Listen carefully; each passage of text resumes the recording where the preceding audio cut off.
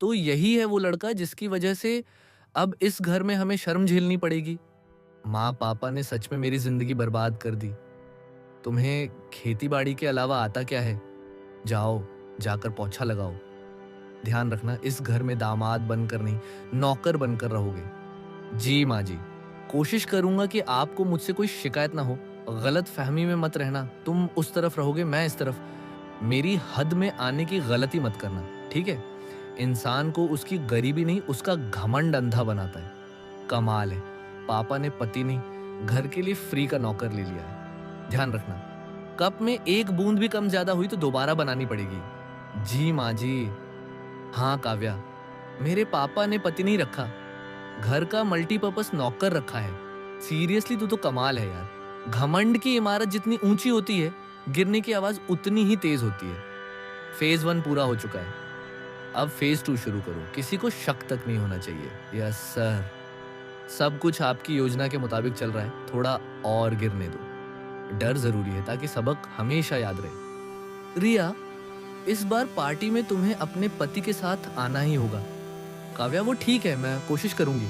Party में एक कोने में चुपचाप खड़े रहना, किसी से बात मत करना। मेरी इज्जत का सवाल है, जैसा तुम कहो। पार्टी में अपना मुंह बंद रखना, समझे? जी, ये कौन है? लगता है ड्राइवर को भी अंदर बुला लिया है। आज तो तुम सच में कमाल लग रही हो, इतनी खूबसूरत कि नजर हटाना मुश्किल हो जाए। रिया, बिजनेस में तो तुम्हारी हालत खराब है ही, लेकिन लगता है घर की हालत भी कुछ ठीक नहीं है, या फिर तुम्हारे पति को अच्छे कपड़े पहनने की तमीज ही नहीं है।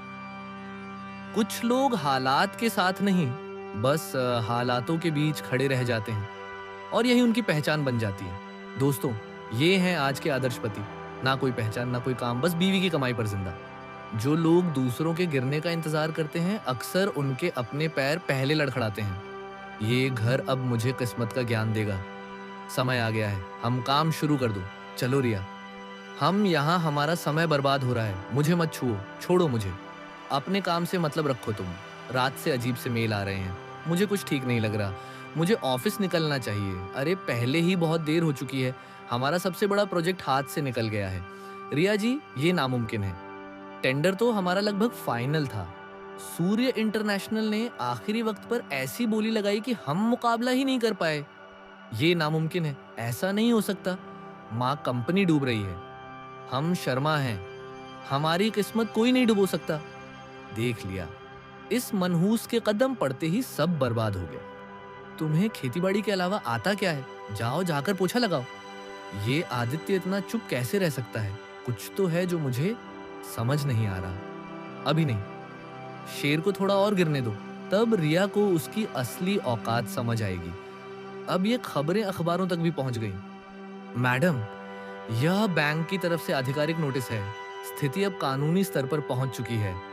अगर 7 दिनों के भीतर 500 करोड़ का इंतजाम नहीं हुआ तो बैंक को मजबूरन यह घर और पूरी कंपनी सील करनी पड़ेगी। मैंने कहा था ना, ये आदमी हमारे घर के लिए मनहूस है।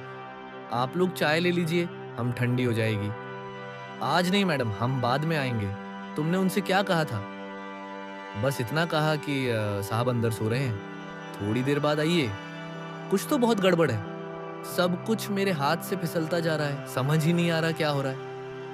मैडम, अगर आज शाम तक फंड का इंतजाम नहीं हुआ तो शर्मा ग्रुप का खेल यहीं खत्म समझिए।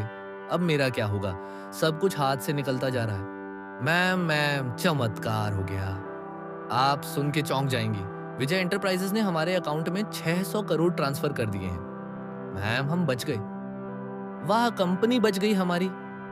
विजय एंटरप्राइजेस के चेयरमैन कल शाम 7 बजे मेरे घर आएंगे। माँ, सब कुछ ठीक हो गया माँ। देखा, किस्मत ने साथ दे ही दिया बेटा। कल बड़े लोग आ रहे हैं, तुम सामने मत आना। कल शाम 7 बजे तैयार रहना। अब होश उड़ेगा रिया शर्मा का। सब कुछ परफेक्ट होना चाहिए। हम आज, हमारी इज्जत का सवाल है। एक बात साफ समझ लो, आज तुम्हारी परछाई भी नजर नहीं आनी चाहिए। जैसा आप कहें। विजय एंटरप्राइजेस से मिस्टर वर्मा आए हैं। मिस्टर वर्मा, हमें खुशी है कि आपने हमारे घर आने का समय निकाला। थैंक यू सो मच आपकी मेहमान नवाजी के लिए। मिस्टर वर्मा, आपके चेयरमैन कहाँ हैं? मैं खुद उन्हें धन्यवाद देना चाहती हूँ। मेरे बॉस तो यही हैं, इसी घर में। तुम यहाँ क्या कर रहे हो? इतने बड़े मेहमान आए हैं और तुम्हें तमीज नहीं है। फिर रसोई में घुस जाओ। तुम कहाँ जा रहे हो अब? रुको, किसने कहा तुम्हें आगे आने को? Good evening sir. आपके कहे अनुसार सारा निवेश पूरा हो चुका है। ये क्या मजाक है? मिस्टर वर्मा, आपको कोई गलतफहमी हुई है।